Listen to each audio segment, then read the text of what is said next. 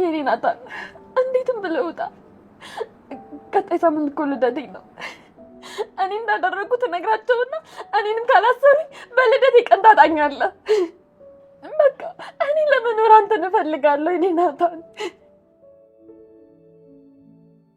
በዚህ ሁኔታ እኔ አንቺን ቻው ብዬ መሰናበት አልችልም።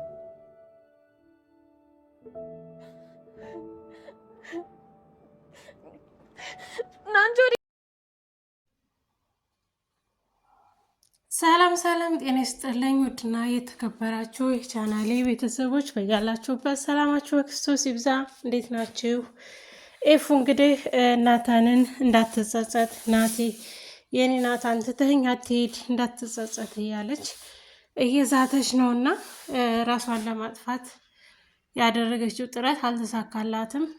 እንግዲህ የባሏ እህት ፂ አድናታለች ማለት ነው። እንግዲህ ስታድናት ደግሞ ትንሽ ለወንድሜ አታስቢም ወይ? ወንድሜ ካላንቺ ማን አለው? ለምንድነው ትተሹ የምትሄጂው? የኔን ህመም ላንቺ ያልሰጠሽ እኮ ስለማትችው ነው። ያንቺን ህመም ደግሞ ለእኔ ያልሰጠኝ እኔ ስለማልችለው ነው። ያንቺን ለምንድን ነው ብላ እያለቀሰች ነበረ። ናቲና ጨረቃዬ ደግሞ እንግዲህ 10 ዓመት አንተ 10 ዓመት እኔ አንድ ጋ ሁለታችንም ጨርሰን እንውጣ፣ ሁለታችንም እንታሰር እያለች ማልስቅበት ቦታ ላይ ለማሳቃት ሞክሪ የኔ ጨረቃ እያለ ናታን ይላል ማለት ነው። እሷ ደግሞ ያየችው ምንድነው ቶሎ እንድፈታላት ነው።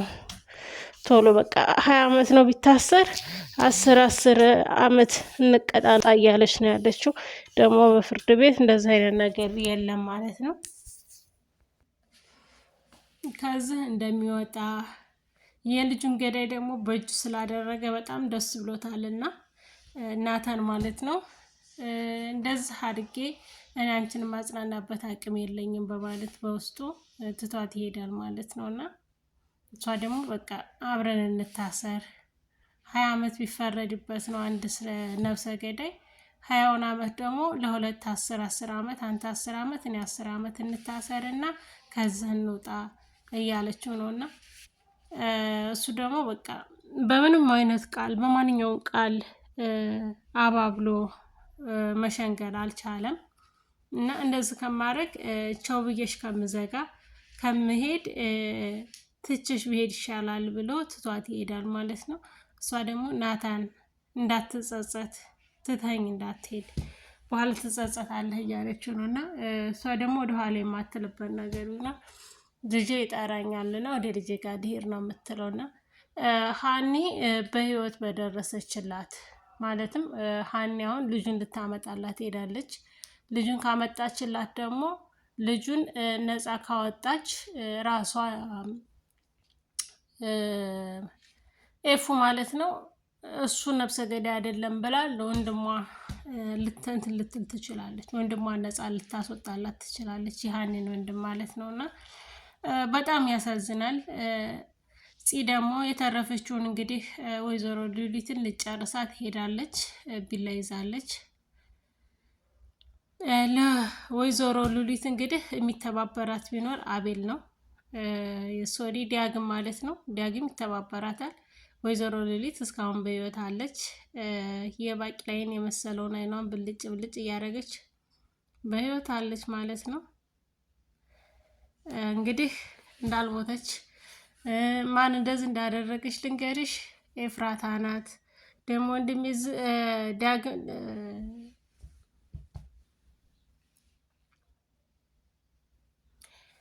የወጋችሽ ኤፍራታ ናት።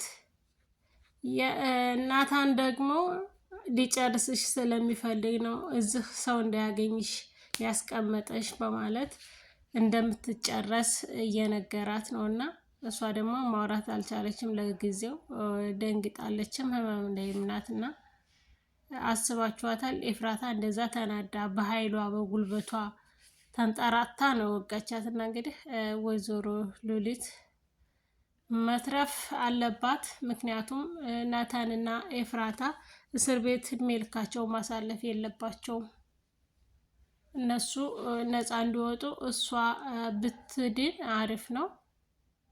እንግዲህ ሀኒ ደግሞ የኤፍራታን ልጅ ያሳገቱትን እንደ ወንድ እየገጠመቻቸው ነው፣ ፊት ለፊት ግንባር ለግንባር። እኔ እንደናንተ ሞጋትም መተኮስም አይጠበቅብኝም ብላ በማደንዘዣ ጸጥ እያረገቻት የምትፈልገውን ብቻ እንድታወራላት እያረገች ነው። ልጁ ጋር ውሰጂኝ ስትላት እንዴ በነፃ ነው ወይም ወስድሽ፣ በነፃ እንዴት ልወስድሽ እችላለሁ አለቻት ማለት ነው። እሱ ነፃነቱን ምን እንደምከፍልሽ ታውቂያለሽ፣ በዙሪያሽ ያሉትን ሰዎች ምንም ሳላደርጋቸው ለቃቸዋለሁ፣ ይሄ ላንቺ ነፃ ነው ብላ ሀኒ ተናግራለች ማለት ነው። እንግዲህ በሌላ ድራማ ላይ የምታውቋት የናሆሜን እናት ማለት ነው፣ የናሆም እናት ሆና የምትሰራው፣ እንዲሁም ደግሞ በኑሐሚን ድራማ ላይ የኑሐሚን እህት ሆና፣ እችኛዋ ደግሞ ትልቋ የኑሐሚን እንጀራ እናት ሆና የምትሰራው ናት ማለት ነው። ውድና የተከበራችሁ የቻናሌ ቤተሰቦች እንግዲህ ጽዮን ባልገደለቻት ብላችሁ ሁላችሁም እንትን በሉ፣ በጉጉት ጠብቁት ማለት ነው። ጽዬ ሄደችው ልጨርሳት ነው። ጽዬ ደግሞ ማሰብ ያለባት ምንድነው፣ ወንድሟ እስር ቤት እንዳይበሰብስ ማድረግ አለባት። እሷን አሁን ላይ መግደል አያስፈልግም። ምክንያቱም እንድትሰቃይ ማድረግ መልካም ነው እንጂ ባትገደል ሉሊት ማለት ነው። የተወሰነ ጊዜ ሰጥተዋት እስከምታገግም፣ ከዛ የቁም ስቅል ማሳየት። በህፃን ልጅ ላይ እንደዛ የጨከነች ጀግና ብቻ በጣም ከባድ ነው። ሁሉም ሰው በቦታው ሲሆን ነው የሚያገኘውና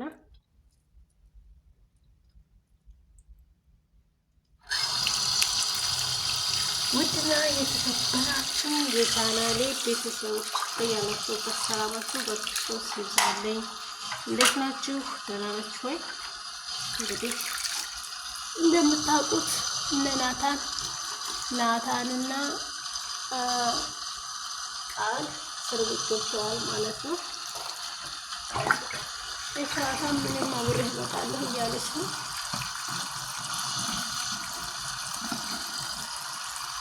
እነሱ ደግሞ እሷን ደብቀዋታል በጊዜው።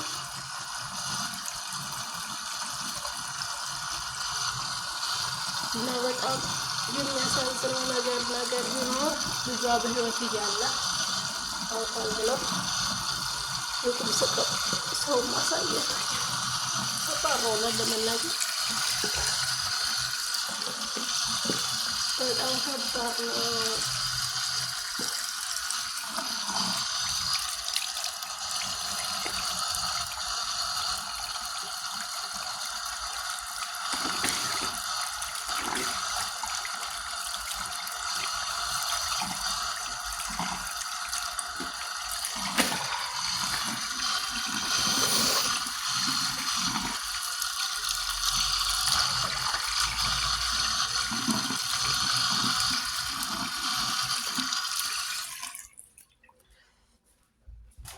እዚህ ጋር ኤፍራታን መታታለች በጥፊ ማለት ነው። የመታቻትን ምክንያት ያው አንዳንዴ ስሜታዊ በምንሆንበት ሰዓት በጥፊ ካልመቱን አንነቃምና እንድትነቃ ነው ከምታስበው ሀሳብ ከምታደርጋቸው ድርጊቶች እንድትመለስ ብላ ነው ኤፉን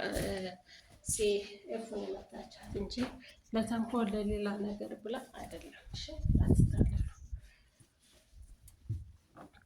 የመታቻት በቃ እንድትነቃ ነው። እያሰበች የነበረችው ሀሳብ በጣም መጥፎና የተሳሳተ ሀሳብ ነው። ወንድሜን ለማትተሽ ነው አንቺ የምትሄጂው እያለች ነበረ።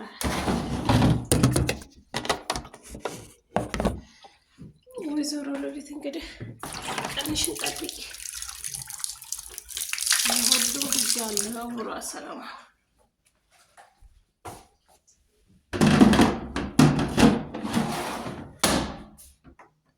መታገስ ያስፈልጋል። በስሜት የተጀመረ ነገር ነው። በጣም ከባድ ነው ለመናገር እንግዲህ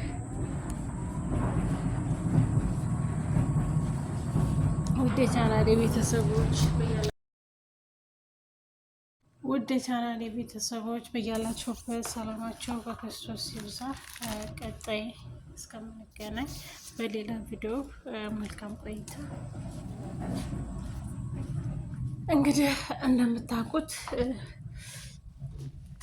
እኔ እኮ እንዳንቺ ልጅን አልጣልኩትም፣ እኔ እኮ ልጅ እንዳንቺ አልጣልኩትም፣ ነጠቁኝ እያለች እናቷን እያሸማቀቀቻት ነው ያለችው እፉ ማለት ነው። ይሄ ባይሆን ግን እንዴት ደስ ባለኝ።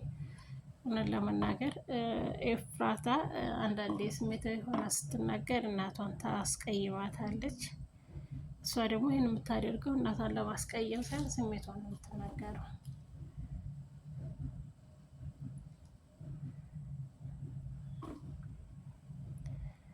እንግዲህ እዚህ ጋር ደግሞ ኤፍራታ በጣም ተናዳ ስለነበረ ፂ መታቻት ማለት ነው። እንድትረጋጋ አንድ ጥፊ አቅምሳታለች። ይበቃታል አይደል?